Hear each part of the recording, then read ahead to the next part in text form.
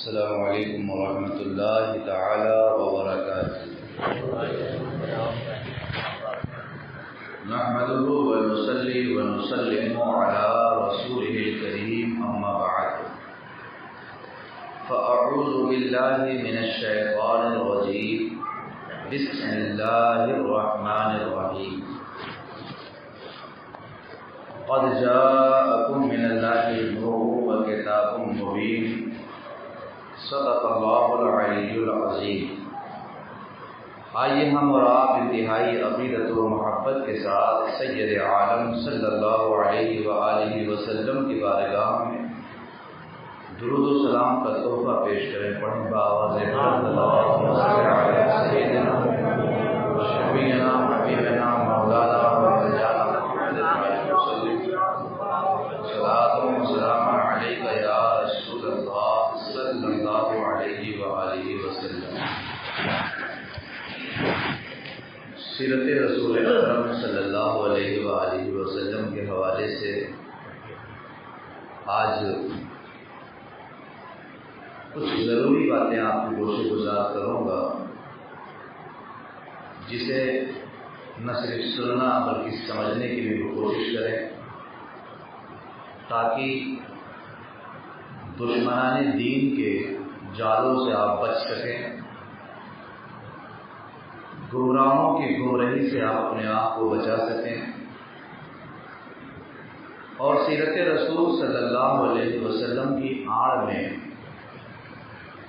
جو لوگ دل سے شمع عشق مصطفیٰ صلی اللہ علیہ وسلم کو بجھانا چاہتے ہیں، ان کو آپ پہچان سکیں،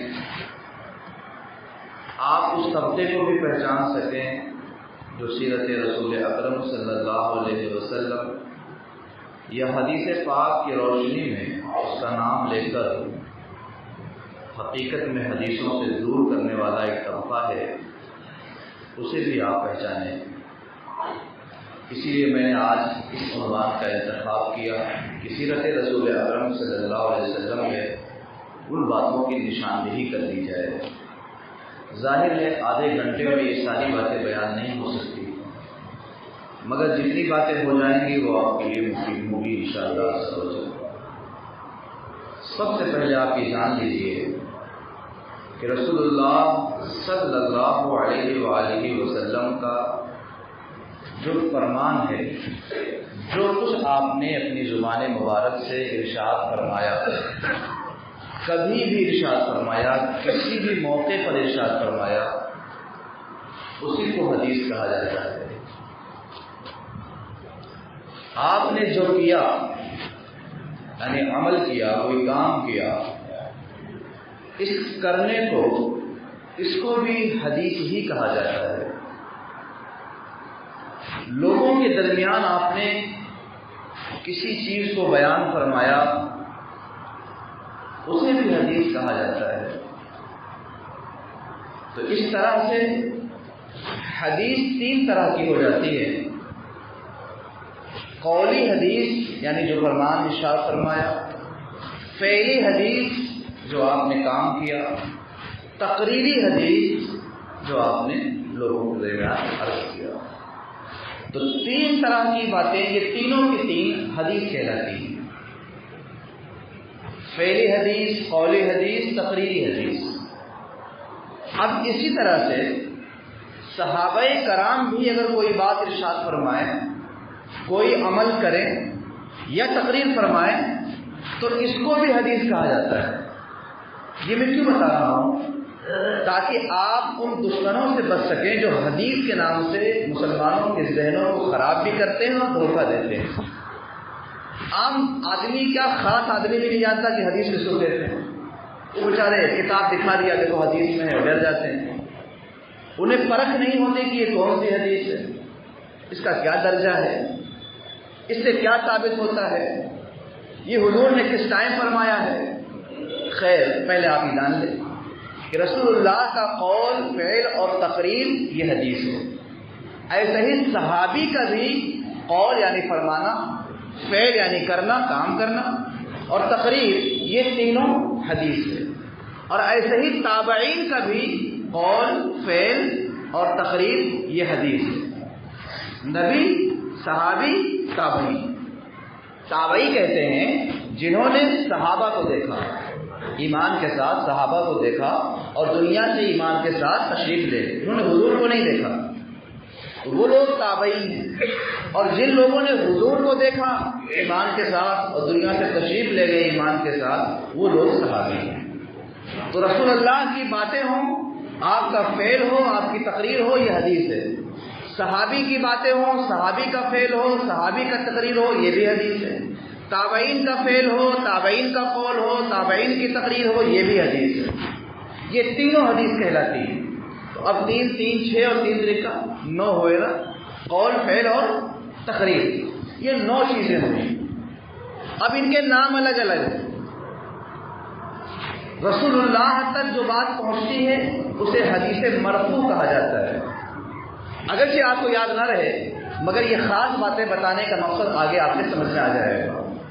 جو بات رسول اللہ تک پہنچتی ہے، میرے آقا کا اپنا فرمان ہے، اسے حدیث مرفوع کہا جاتا ہے، اور جو صحابی کا ہے اسے حدیث موقوف کہا جاتا ہے، اور جو تابعین کا ہے اسے حدیث مقطوع کہا جاتا ہے۔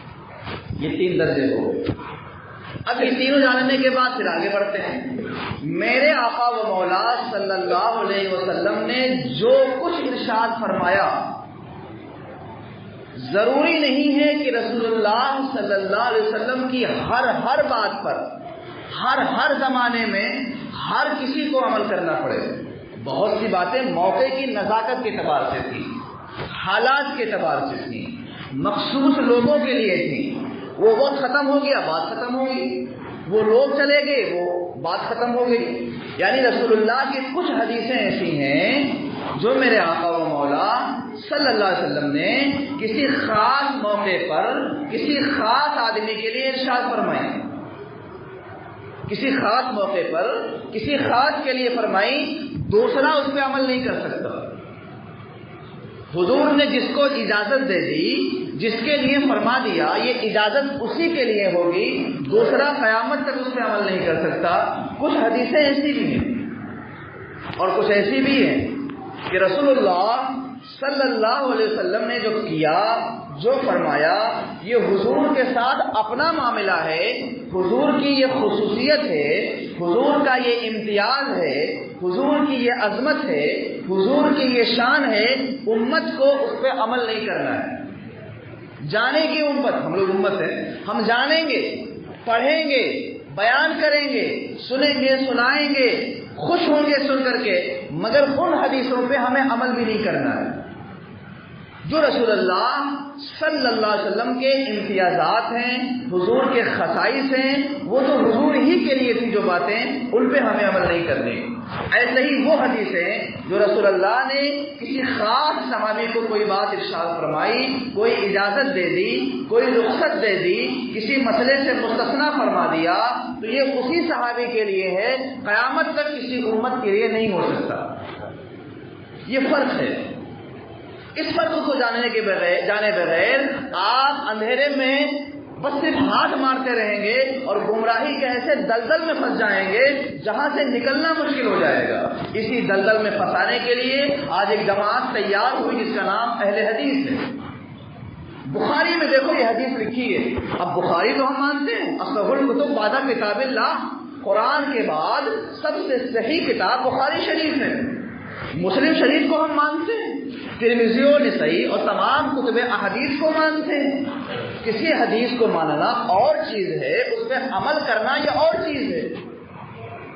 ماننا اور عمل کرنے میں زمین و آسمان کا فرق ہے۔ انہیں دکھا دیا دیکھو بخاری میں ایسا موجود ہے اور آپ لوگ ایسا نہیں کرتے، دیکھو مسلم شریف میں ایسا موجود ہے، آپ لوگ ایسا نہیں کرتے۔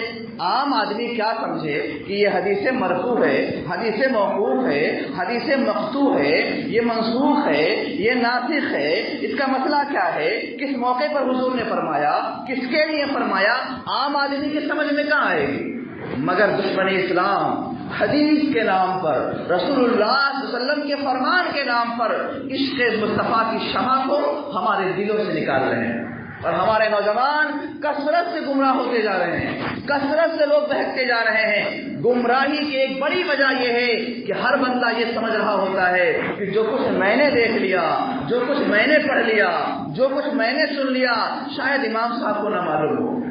ظاہر سی بات ہے یہ خیال تکبر والا خیال ہے، گھمنڈ والا خیال ہے۔ نتیجہ یہ ہوتا ہے کہ وہ ایسے دلدل میں پھنس جاتا ہے، اسے لگتا ہے یہ حدیثیں، یہ باتیں، اس طرح کے مسائل شاید لوگوں کو نہیں معلوم ہیں، مجھے پہلی مرتبہ معلوم ہوئے، لہذا میں بہت زیادہ جاننے والا شخص ہوں۔ اور وہ آہستہ آہستہ علماء سے دور ہوتا ہے، اپنے بڑوں سے دور ہوتا ہے، دین سکھانے والوں سے دور ہوتا ہے، جس کے بارے میں اللہ کے رسول نے فرما دیا کہ علماء سے دین سیکھو، انہی سے دور ہو جاتا ہے۔ قرآن نے فرما دیا فَاسْأَلُوا أَهْلَ الذِّكْرِ إِن كُنتُمْ لَا تَعْلَمُونَ، تم نہیں جانتے تو جاننے والوں سے پوچھو۔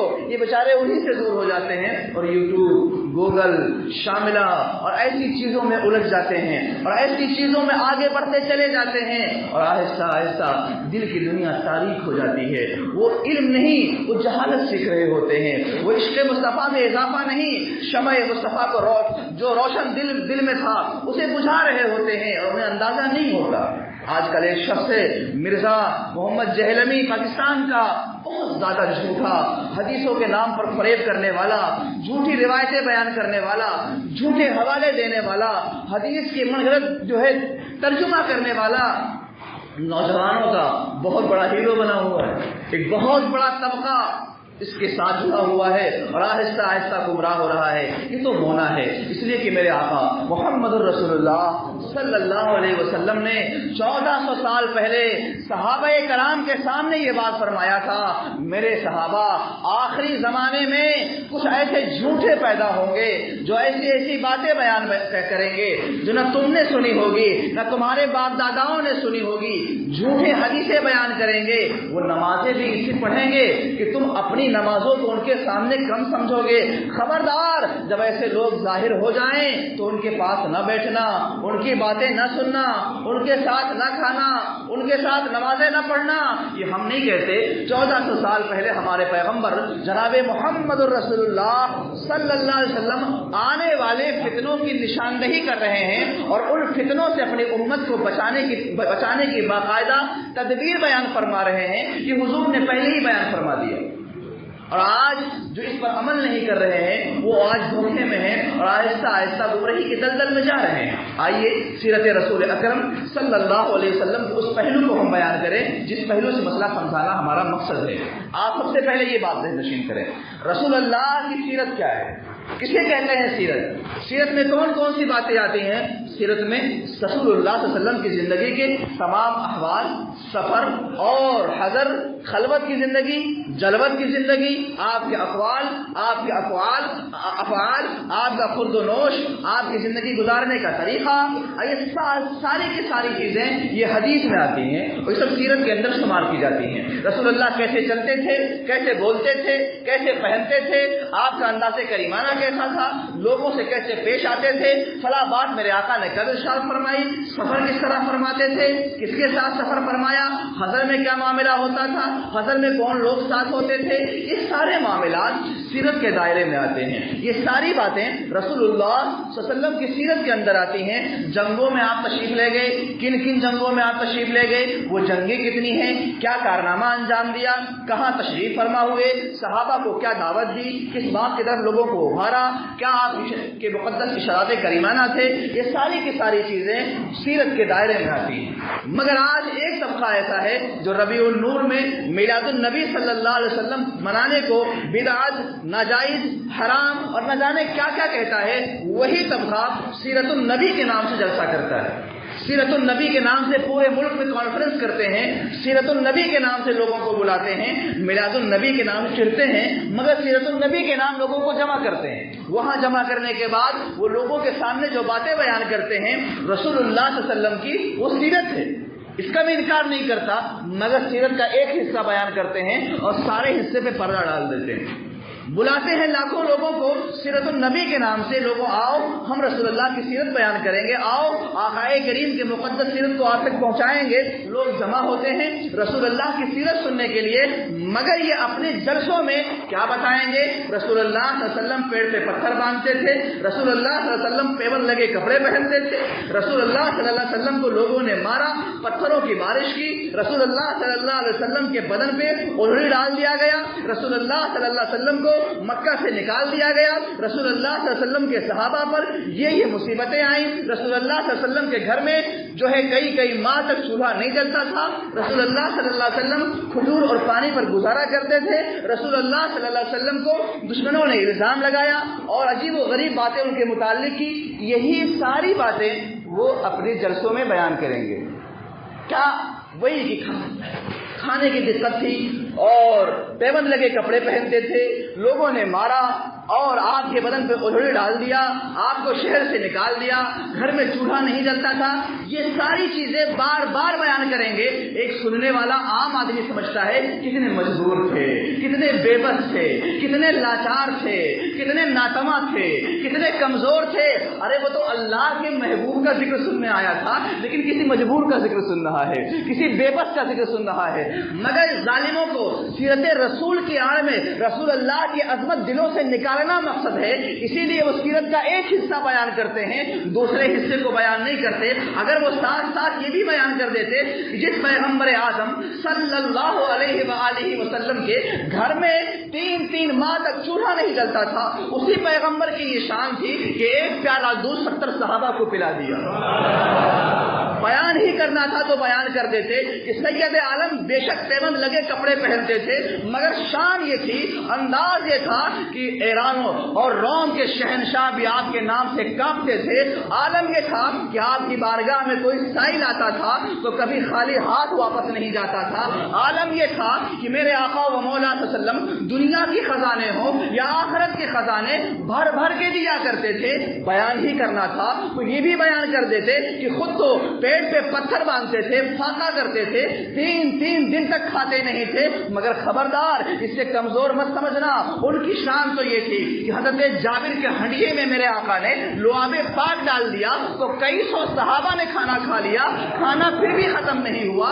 بتانا ہی تھا تو یہ بھی بیان کر دیتے، یہ بھی بیان کر دیتے، مگر نہیں، انہیں سیرت بیان کرنے کا مقصد یہ ہے کہ رسول اللہ کو لوگ اپنی طرح سمجھیں۔ وہ اس لیے بیان کرتے ہیں تاکہ رسول اللہ کی عظمت دلوں سے نکل جائے، وہ اس انداز میں باتیں کرتے ہیں تاکہ سننے والا میرے آقا کو عام آدمی سمجھے۔ اگر تمہیں بیان ہی کرنا تھا کہ لوگوں نے پتھریں ماری، بیان ہی کرنا تھا کہ لوگوں نے آپ کے بدن پہ نماز کی حالت میں اوڑھنی ڈال دیا، یہ بات سچی ہے، اس سے انکار نہیں ہے، مگر تم نے یہ کیوں نہ بیان کیا کہ اس پیغمبر کائنات صلی اللہ علیہ وسلم کی نگاہ ڈالنے سے کنکروں نے کلمہ پڑھ لیا؟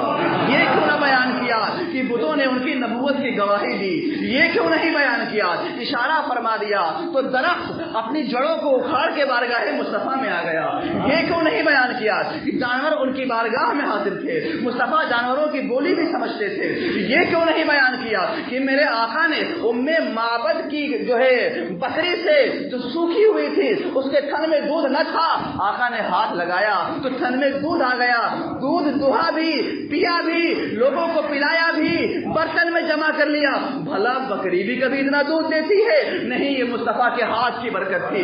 یہ کیوں نہیں بیان کیا؟ تم کو بیان ہی کرنا تھا کہ مصطفیٰ پیارے کو طائف میں مارا گیا، پتھروں کی بارش کی گئی۔ ظالموں تو تم نے یہ کیوں نہیں بیان کیا کہ تاجدار مدینہ صلی اللہ علیہ وسلم کا اختیار اتنا زیادہ ہے، قوت اتنا زیادہ ہے، پروردگار نے مالک و مختار بنا کر کے بھیجا ہے، اگر ارشاد فرما دے تو پہاڑوں کا فرشتہ دونوں پہاڑوں کو آپس میں ملا دے اور طائف کے لوگ ہلاک ہو جائیں۔ یہ اختیار تھا، مگر میرے آقا نے استعمال نہیں فرمایا کیونکہ وہ رؤوف رحیم ہے، رحمت للعالمین ہے۔ بیان ہی کرنا تھا سیرت کو تو سیرت کا ایک حصہ بیان کیا، دوسرے حصے کو بیان نہ کیا۔ سننے والا بندہ جب سنے گا کہ گھر میں کھانے کو نہ تھا، پیوند لگے کپڑے پہنتے تھے، لوگوں نے طائف میں مارا، اوڑھنی ڈال دی گئی اور 3 ماہ تک گھر میں چولہے نہیں جلتے تھے، صرف یہی باتیں بیان کرو گے تو سننے والا کیا سنے گا؟ محمد عربی کا ذکر سننے گیا تھا، رحمت للعالمین کا ذکر سننے گیا تھا، سارے نبیوں کے امام کا ذکر سننے گیا تھا، جنت کے مالک کا ذکر سننے گیا تھا، ساقی کوثر کا ذکر سننے گیا تھا وہ تو عجیب انداز ہوگا سننے کے بعد، وہ تو اپنے جیسا سمجھے گا، ایک معمولی انسان سمجھے گا، معمولی جو ہے شخصیت سمجھے گا، لیکن جب آپ ان کی شان کریمہ نہ بیان کرو گے، ان کے معجزات بیان کرو گے، ان کے اختیارات بیان کرو گے، ان کی عظمت بیان کرو گے، تو وہ جان لے گا کہ میرے آقا محمد الرسول اللہ صلی اللہ علیہ وسلم نے بھوک برداشت کیے، ظلم برداشت کیے، لوگوں کے طعنے برداشت کیے، پتھروں کی برداشت کیا، تاکہ میری امت کو دین کے راستے میں یہ سب کچھ برداشت کرنے کا طریقہ آ جائے۔ اس لیے میرے آقا نے برداشت کیا اور یہ طاقت دکھا کے بتا دیا، خبردار مصطفیٰ کو اپنی جیسا مت سمجھنا۔ رحمت للعالمین کی قوت کا تو یہ عالم ہے کہ زمین پہ رہتے رہتے آسمان کے چاند کو 2 حصے فرما دیتے ہیں، ڈوبے ہوئے سورج کو پلٹا دیتے ہیں، بھلا کبھی انگلیوں کی گھائیوں سے پانی نکلتا ہے؟ مصطفیٰ نے مشکیزے میں ہاتھ ڈالا تو آپ کی 5 انگلیوں سے پانی نکلنے لگا اور کئی سو صحابہ نے پانی پیا۔ اور اللہ اکبر، تم نے یہ کیوں نہ بیان کیا کہ ایک مرتبہ صحابہ بھوکے تھے، کھانے کے لیے کچھ بھی نہ تھا، سارے صحابہ بارگاہ مصطفیٰ میں آئے، کہا یا رسول اللہ صلی اللہ علیہ وسلم کھانے کے لیے کچھ بھی نہیں، بھوک بڑی شدت کی ہے۔ میرے آقا نے فرمایا جاؤ اور اپنے اپنے زنجبیل کو جو جھاڑ کر کے دیکھو، کچھ تو ملے گا۔ تلاش کر کے لائے تو 7 کھجوریں ملی، کھانے والے کئی سو لوگ ہیں اور کھجوریں صرف 7 ہیں۔ ایمانداری سے بتاؤ 7 کھجوریں اور کھانے والے کئی سو لوگ ہوں، یہ کیسے ہو سکتا ہے؟ کیسے کھلایا جا سکتا ہے؟ ہاں، یہ مصطفیٰ کے ہاتھ کی برکت ہے۔ میرے آقا و مولا صلی اللہ علیہ وسلم نے فرمایا کھجور رکھو، کھجور رکھ دیا گیا، گنی چنی کھجوریں ہیں، سارے صحابہ جانتے ہیں کہ 7 ہی کھجوریں ہیں۔ میرے آقا نے کھجور پہ اپنا ہاتھ رکھا، فرمایا چادر ڈال دو، چادر ڈال دیا گیا، فرمایا لائن سے بیٹھ جاؤ، سارے صحابہ لائن سے بیٹھ گئے، فرمایا نکالتے جاؤ اور کھاتے جاؤ۔ صحابہ نکال رہے ہیں اور کھا رہے ہیں، نکال رہے ہیں اور کھا رہے ہیں، ساروں کا پیٹ بھر گیا۔ بغل میں ایک صحابی بیٹھے تھے، بڑے ہوشیار تھے اور وہ عظیم صحابی تھے، انہوں نے کہا کہ لاؤ میں گنوں تو صحیح کہ میں نے کتنے کھجور کھائے۔ تو فرماتے جب میں نے گٹھلی کو گنا تو 52 تو میں نے ہی کھڑا لے اور جب میرے آقا نے دوبارہ ہاتھ کو اٹھایا تو 7 کی 7 کھجوریں پہلے سے موجود تھیں۔ اس مصطفیٰ کی شان بیان کر رہے ہو، کسی مجبور بے بس کی شان نہیں بیان کر رہے ہو، رحمت للعالمین کی شان بیان کر رہے ہو، تو اس مبارک مہینے میں سیرت النبی کے جلسے کر کے لوگ نبی کی سیرت بیان نہیں کرتے، مگر سیرت کی آڑ میں عشق مصطفیٰ نکال رہے ہوتے ہیں، محبت رسول نکال رہے ہوتے ہیں، تو دلوں میں آقا کی عظمت ہے اسے نکال رہے ہوتے ہیں اور سیرت کا ایک حصہ بیان کرتے ہیں، دوسرے حصے کو بیان نہیں کرتے۔ ایسے لوگوں سے ہوشیار رہیے، جہاں ایسے لوگوں سے ہوشیار رہنے کی ضرورت ہے وہی دوسرے لوگوں سے بھی ہوشیار رہنے کی ضرورت ہے۔ ایک اور طبقہ ہے، ایک اور جماعت ہے جو یہ لوگ بیان نہیں کرتے، وہ یہ لوگ بیان کرتے ہیں اور انہی کو اہل حدیث کہتے ہیں۔ ہمیں کیا کہتے ہیں؟ اہل حدیث کہتے ہیں۔ جی ہاں، اب وہ ساری باتیں بیان کریں گے، مگر بیان کرنے کا مقصد یہ نہیں ہوتا کہ لوگ جب یہ جانیں گے تو رسول اللہ کی عظمت دلوں میں پیدا ہوگی، محبت دلوں میں پیدا ہوگی، عشق دلوں میں پیدا ہوگا، نہیں، بلکہ ان احادیث کی روشنی میں جو رسول اللہ صلی اللہ علیہ وسلم کے خصائص ہیں، امتیازات ہیں، جو حضور نے خاص صحابی کو اجازت دی ہے، اس حدیثوں کو بیان کر کے شریعت کے احکام میں دخل دیتے ہیں، شریعت کے احکام میں، جائز و ناجائز میں، حلال و حرام میں دخل دیتے ہیں، اس لیے یہ بیان کرتے ہیں۔ پہلے تو بیان ہی نہیں کرتا پہلا طبقہ، جو دوسرا طبقہ ہے وہ بیان کرتا ہے، مگر وہ بھی دھوکہ دینے کے لیے۔ مثال کے طور پر میں آپ کو بتاؤں، سونے کی انگوٹھی فلاں فلاں صحابی نے پہنی ہے، رسول اللہ صلی اللہ علیہ وسلم نے برا بن عازب کے ہاتھ میں اپنے ہاتھ سے سونے کی انگوٹھی پہنائی۔ سراقہ بن مالک کے بارے میں کسرا کے کنگن کی خوشخبری میرے آقا نے خود دی کہ تم کسرا کا کنگن پہنو گے، وہ کنگن سونے کا تھا، اور اسلام میں سونا پہننا حرام ہے، اور یہ بخاری میں ہے، یہ بخاری میں ہے۔ وہ لوگ جو بخاری کا نام لیتے ہیں، ان کی آنکھیں کھلی ہیں، وہ جانتے ہیں کہ ہمیں مسلمانوں کو دھوکہ کیسے دینا ہے، کس طرح سے گمراہ کرنا ہے، وہ یہ حدیثیں پیش کریں گے۔ دیکھو بخاری میں ہے برا بن عازب نے ایسا کیا، دیکھو بخاری میں ہے سراقہ بن مالک کے لیے میرے آقا نے فرمایا، ہاں فرمایا سچی بات ہے، مگر یہ بات صرف سراقہ کے لیے ہے، صرف برا بن عازب کے لیے ہے، قیامت تک امت کے لیے نہیں ہو سکتی۔ اب یہ حدیث پڑھی جائے گی، سنائی جائے گی، یاد کی جائے گی، اس حدیث پہ قیامت تک عمل نہیں کیا جائے گا۔ چنانچہ ایک گمراہ کرنے والا شخص آپ کے پاس آئے، دیکھو صاحب آپ قربانی کرنا چاہتے ہو، آپ کے پاس جو ہے بچہ چھوٹا سا ہے، 6 مہینے کا ہے، کر ڈالو۔ دیکھو بخاری شریف میں لکھا ہوا ہے، میرے آقا و مولا صلی اللہ علیہ وسلم کے ایک صحابی برا بن عازب کے ماموں نے نماز عید سے پہلے قربانی کر لی تھی، جب ان کو بعد میں احساس ہوا کہ ہم نے قربانی کر لی، قربانی ہماری نہیں ہوئی ہے، دوبارہ قربانی کرنی پڑے گی، تو انہوں نے کہا میرے آقا ہمارے پاس کوئی جانور نہیں ہے، 1 سال کا یہ بکری کا بچہ ہی 6 مہینے کا ہے، کیا کروں؟ فرمایا تم کر لو، تمہارے لیے قربانی ہو جائے گی۔ حالانکہ 6 مہینے کے بکری کے بچے سے قربانی نہیں ہوتی، یہ مسئلہ قیامت تک سارے مسلمانوں کے لیے ہے، مگر حضور نے یہ اختیار، یہ قوت استعمال کرتے ہوئے اس صحابی کو اس کی اجازت دے دی، ان کی قربانی ہو گئی۔ اب اس حدیث کو پڑھا جائے گا، سنایا جائے گا، یاد کیا جائے گا، عمل قیامت تک نہیں کیا جائے گا، مگر وہ فرقہ آپ کو گمراہ کرنے کے لیے یہی حدیث دکھائے گا، دیکھو رسول اللہ نے ایسا کیا۔ ارے میرے آقا نے کیا، اجازت دی، کیونکہ اللہ نے انہیں مالک و مختار بنا کر کے بھیجا ہے، انہیں یہ قوت دے دی ہے۔ حضور جس کے لیے چاہیں حکم کو خاص کر دیں یا عام کر دیں یا حکم سے کسی کو مستثنا کر دیں، یہ میرے آقا صلی اللہ علیہ وسلم کا اختیار ہے، آقا اس کو استعمال فرماتے تھے۔ چنانچہ برا بن عازب کے ماموں کو فرما دیا تم بکری کے بچے کو ذبح کرو، تمہاری قربانی ہو جائے گی، تمہارے سوا کسی اور قربانی نہیں ہوگی، یہ میرے آقا نے فرمایا، یہ حدیث ہے۔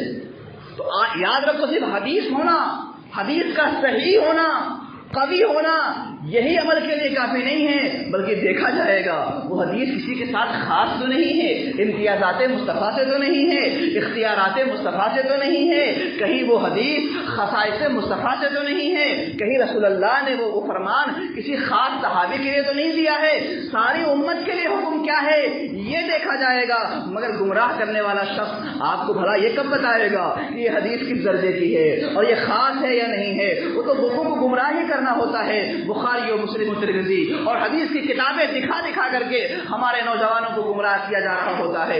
یاد رکھو، اللہ نے پیارے مصطفیٰ کو یہ اختیار دے رکھا تھا کہ وہ چاہیں تو کسی حکم کو کسی کے ساتھ خاص فرما دیں اور چاہیں تو عام حکم سے کسی کو الگ فرما دیں۔ یہ اختیار صرف حضور کو تھا، کسی عالم، کسی مفتی، کسی فقیہ کو بھی حاصل نہیں اور قیامت تک کسی کو حاصل نہیں۔ حضور ہی کو یہ اختیار حاصل تھا اور میرے آقا و مولا اس پر عمل فرماتے تھے۔ آپ اندازہ فرمائیں اور سوچیں اور غور فرمائیں، ام المومنین حضرت عائشہ صدیقہ رضی اللہ تعالی عنہا، یہ رسول اللہ کی بیوی ہیں، شریک حیات ہیں، عظیم فقیہہ ہیں۔ ہمارے لیے حکم یہ ہے کہ نماز عصر کے بعد ہم نفل نماز نہیں پڑھ سکتے، منع ہے پڑھنا، مگر حضرت عائشہ کو میرے آقا نے اس کی اجازت دے رکھی، وہ پڑھتے ہیں۔ اب یہ حدیث صرف حضرت عائشہ کے لیے ہے، اس پر امت کو عمل نہیں کرنا، یہ اجازت صرف حضرت عائشہ کے لیے ہے، کسی اور کے لیے نہیں ہے۔ مگر یہ حدیث بیان کرنے والے گمراہ کریں گے آپ، کیونکہ آپ جانتے نہیں کہ یہ خاص ہے۔ اسی طرح سے میرے آقا جناب محمد الرسول اللہ صلی اللہ علیہ وآلہ وسلم نے مختلف موقعوں پر اپنے اختیار کو استعمال فرمایا۔ ایک پیاری حدیث پاک سنو، اگر کسی کا روزہ ٹوٹ جائے تو کفارہ ادا کرنا ہے، کسی نے توڑ دیا روزہ اگر جو شرائط سے کفارہ کے تو کفارہ ادا کرنا، غلام آزاد کرو، 60 روزے رکھو، 60 مسکینوں کو کھانا کھلاؤ، تینوں میں سے کوئی ایک کام تو کرنا پڑے گا، تبھی آپ کا کفارہ ادا ہوگا۔ اس کے لیے کفارہ کی کوئی اور شکل نہیں بن سکتی، اور قیامت تک دنیا بھر کے جتنے بھی مسلمان ہیں سب کے لیے یہی حکم ہے، یا تو آپ 60 روزے لگاتار رکھو تبھی کفارہ ہوگا، یا 60 مسکینوں کو کھانا کھلاؤ تبھی کفارہ ہوگا۔ ایک صحابی بارگاہ مصطفیٰ میں آئے، کہا یا رسول اللہ صلی اللہ علیہ وسلم روزہ ٹوٹ گیا، فرمایا کفارہ ہے، کفارہ دو، غلام آزاد کرو۔ کہا میرے آقا میرے پاس غلام نہیں، تو کہا ایسا کرو 60 روزے رکھ لو۔ فرمایا میرے آقا ایک روزہ ہو ہی نہیں پایا، 60 کہاں سے رکھوں گا؟ فرمایا ایک کام کرو 60 مسکینوں کو کھانا کھلا دو۔ کہا میرے آقا میں غریب آدمی خود ہی مسکین ہوں، میں کہاں سے کھانا کھلاؤں مسکینوں کو؟ وہ صحابی بارگاہ مصطفیٰ میں ہے، اپنی بات عرض کر رہے ہیں، فرمایا بیٹھ جاؤ۔ بیٹھ گئے، تھوڑی دیر کے بعد ایک صحابی کھجور لے کر کے آئے ٹوکری میں، حضور پاک کو پیش کیا۔ میرے آقا نے فرمایا اے خدا یہ کھجور لے جاؤ، غریبوں میں بانٹ دو، تمہارا کفارہ ادا ہو جائے گا۔ انہوں نے کہا یا رسول اللہ بھلا مجھ سے بڑا بھی کوئی غریب ہے؟ آقا مسکرا پڑے، اتنے مسکرائے کہ آپ کی یہ دانت بھی دکھنے لگ گئی، اور میرے آقا نے کہا جاؤ لے جاؤ، تم ہی کھا لو، اپنے بال بچوں کو کھلا دو، تمہارا کفارہ ادا ہو جائے گا۔ یہ حدیث پڑھی جائے گی، سنائی جائے گی، یاد کی جائے گی، اس سے نبی کا اختیار ثابت ہوتا ہے، لیکن اس پہ عمل قیامت تک نہیں ہو سکتا، کیونکہ یہ حضور نے خاص اسی صحابی کے لیے کیا تھا، قیامت تک ہی کسی پر کوئی اور عمل نہیں کر سکتا۔ یہ بتانے کا مقصد یہ ہے کہ آج حدیثوں کے نام پر دھوکے دیے جا رہے ہیں، آج بخاری و مسلم کو لوگ گلی میں لے کے گھوم رہے ہیں، یہ کوئی معمولی کتاب نہیں ہے۔